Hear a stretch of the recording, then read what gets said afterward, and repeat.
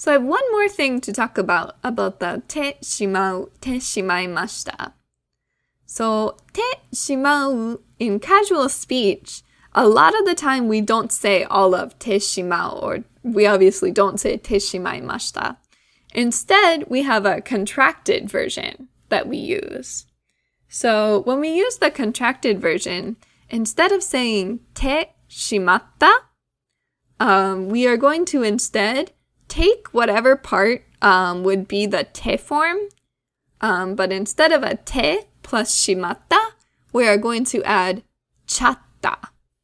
So for example, 食べる, the て form is 食べて. Instead of putting 食べてしまった, we often say 食べちゃった. 食べちゃった. That works for all of our different て forms. The one exception being that if the て form ends in で, so like 読んで, 遊んで, 死んで, then instead of て, we change to で, right? So でしまった, if we have a で instead of a て, then when we change it to the contraction, we'll have じゃった. So for example, 飲む, the て form is 飲んで, it turns into 飲んじゃった. So let's practice. First, let's take this list of verbs in dictionary form, and just take a minute. You can pause the video if you need to. How do we put them first into て form? Okay, let's check. So 落とす, the て form is going to be 落として.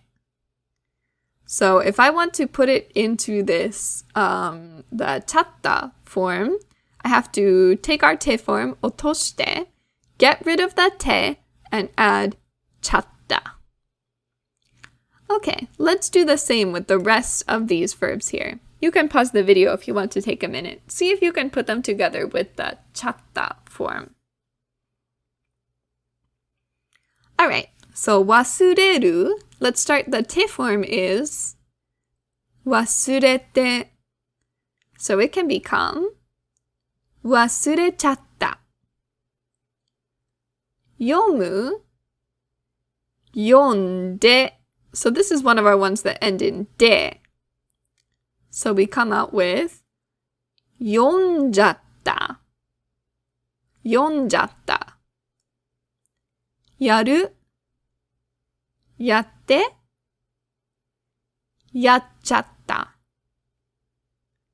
来る, 来て, 来ちゃった.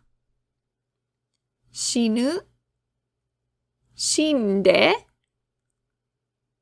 死んじゃった. So, てしまった changes to ちゃった.